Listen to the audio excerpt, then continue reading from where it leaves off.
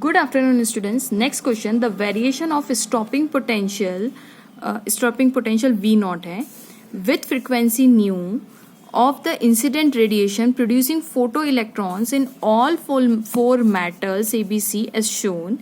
For the same frequency of the incident radiation producing photoelectrons in all the metals, the kinetic energy of the photoelectrons will be maximum for what? For what metal? Okay. तो ये जो show करने के लिए बोला था, ये हमारे पास ग्राफ है. ये हमारे पास 4 मेटल सरफेस बनी हुई है A, B, C and D. तो लेट्स से मेरे पास ये ऐसी 4 मेटल प्लेट्स है. ये A मेटल प्लेट है, ऐसे ही B मेटल प्लेट है. अब वो कह रहे हैं कि अगर हमने सेम फ्रीक्वेंसी डाली for the same frequency of the incident radiation, मतलब क्या है कि ये जो B पे है ये भी एच न्यू फ्रिक्वेंसी, ये जो सी पे है बी पे है ये भी एच न्यू, ऐसे ही मेटल सी पे जो फ्रिक्वेंसी है वो भी एच न्यू डाली गई है और डी पे भी कितनी डाली गई है, एच न्यू डाली गई है. तो फॉर द सेम फ्रिक्वेंसी आपको ये बताना है कि मतलब इसमें से किसका मैक्सिमम मतलब kinetic energy of the photo electron will be maximum. अगर आप ये करते हैं तो कौन सा मैक्सिमम होगा. तो पहले फिगर समझने से पहले इसको स्टडी करते हैं. देखिए, मैं हमेशा एग्जांपल देती हूँ. अगर आपने 1000 जूल खर्चा किया है किसी मेटल पे, मतलब आपकी इंसिडेंट रेडिएशन इसमें भी 1000 होगी. सपोज करते हैं कि एग्जांपल ले लेते, इसमें भी 1000, इसमें भी 1000, इसमें भी 1000 और इसमें भी 1000. तो 1000 में से थोड़ा बहुत वो सबसे पहले तो क्या करेगा, अपनी थ्रेशोल्ड फ्रिक्वेंसी को बढ़ाएगा. थ्रेशोल्ड फ्रिक्वेंसी वो फ्रिक्वेंसी होती है जिसपे मेटल के इलेक्ट्रॉन्स इजेक्ट आउट होते हैं. मतलब मिनिमम से मिनिमम फ्रिक्वेंसी आपको इतनी तो देनी पड़ेगी ताकि वो इजेक्ट आउट हो सके. तो लेट्स सपोज के मिनिमम फ्रिक्वेंसी मतलब अगर 1000 में से 300 उसकी थ्रेशोल्ड फ्रिक्वेंसी, यानी इसके बाद ही वो बाहर इजेक्ट आउट होंगे इलेक्ट्रॉन, तो बाकी बची हुई एनर्जी कहाँ गई, 700 क्या होगा, वो भागने में यूटिलाइज कर देगा. मतलब ये मेटल है, इसमें से 1000 हम लोगों ने 1000 जूल में से 300 तो उसका फोटो इलेक्ट्रॉन है ना, और बाकी के 700 में क्या होगा, अपनी स्पीड बढ़ाएगा, काइनेटिक एनर्जी में यूटिलाइज होगा. तो ये एच न्यू नॉट से हम डिनोट करते हैं और ये क्या करते हैं हम, half of M V square, मतलब बची हुई क्या होगी, इलेक्ट्रॉन की स्पीड बढ़ाएगा, काइनेटिक एनर्जी बढ़ाएगा, है ना. तो ये 1000 जूल का हिसाब किताब हो गया हमारे पास. तो ये 1000 जूल है क्या, ये एच न्यू है. तो ये हमारे पास आइंस्टाइन की फोटो इलेक्ट्रिक इक्वेशन आ गई, H nu naught plus half of M V square. क्या हम इसको ऐसा लिख सकते हैं, minus H nu naught is equal to kinetic energy. अब एच अगर आप कॉमन, ठीक है, इसको ऐसे ही रहने दीजिए.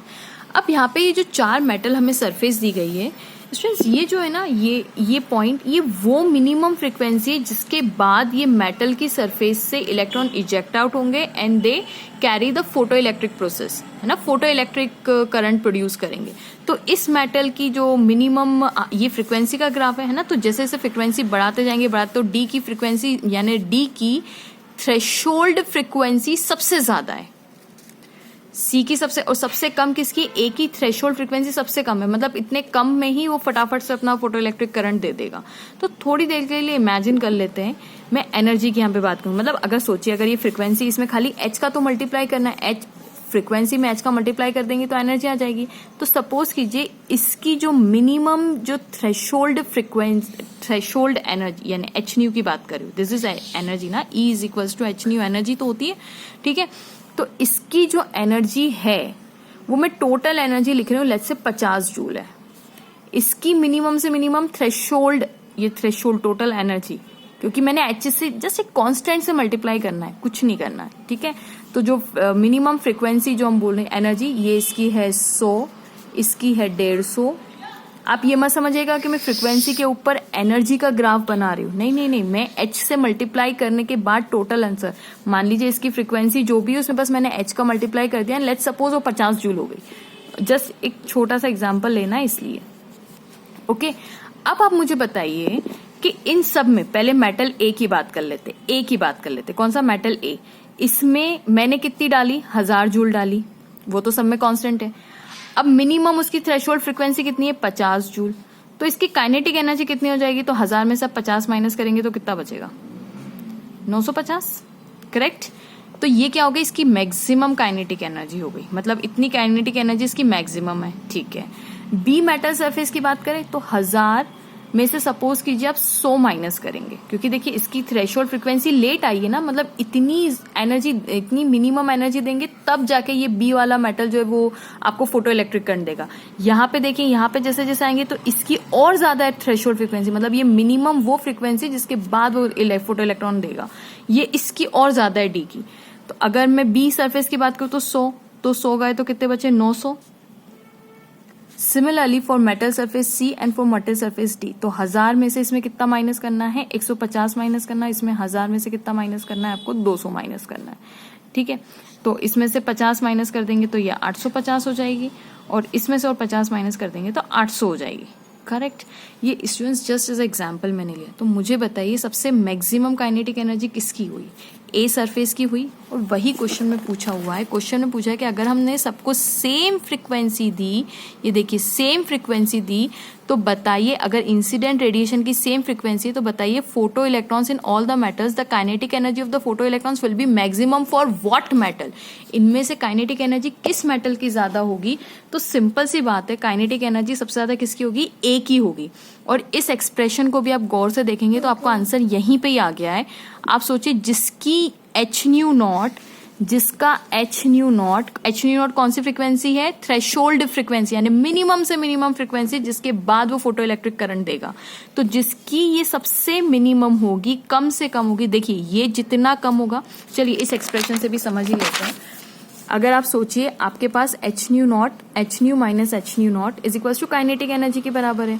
तो आप सोचिए ये तो फिक्स है, दिस इज कांस्टेंट, क्योंकि सबके लिए हम कांस्टेंट ही यूज कर रहे हैं। तो अगर ये वैल्यू जितनी कम होगी, दिस वैल्यू जितनी कम होगी, तो इनका डिफरेंस जो है वो काइनेटिक एनर्जी देगा कि नहीं देगा? तो अगर ये वैल्यू कम होगी तो ये तो कांस्टेंट है, तो ये वैल्यू जितनी कम होगी काइनेटिक एनर्जी उतनी मैक्सिमम होगी। मतलब हम ये कह रहे हैं कि एच न्यू नॉट की वैल्यू जितनी कम तो काइनेटिक एनर्जी की वैल्यू उतनी ज्यादा।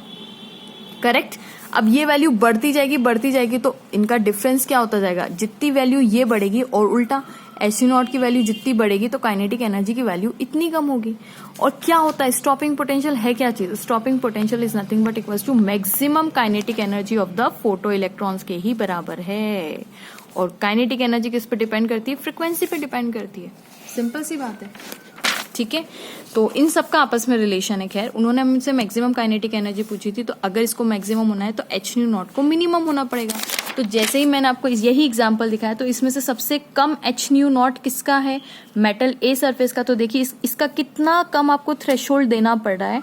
इसकी थ्रेशोल्ड सबसे कम है, उस पे ही देखिए सारे इलेक्ट्रॉन्स एक्साइट हो गए। इसका थ्रेशोल्ड देखिए थोड़ा ज्यादा है, उसके बाद इलेक्ट्रॉन फोटो इलेक्ट्रिक इफेक्ट दे रहे हैं। इसका और ज्यादा, तो जितना ज्यादा थ्रेशोल्ड की वैल्यू जितनी ज्यादा, काइनेटिक एनर्जी इतनी कम होती जाएगी। वही हमने यहाँ पे एग्जाम्पल से देखा है। ठीक है, तो होप आपको ये समझ में आया होगा। And please don't forget to like, subscribe and share my channel. So इसमें करेक्ट ऑप्शन है A is the correct option. Thanks for watching.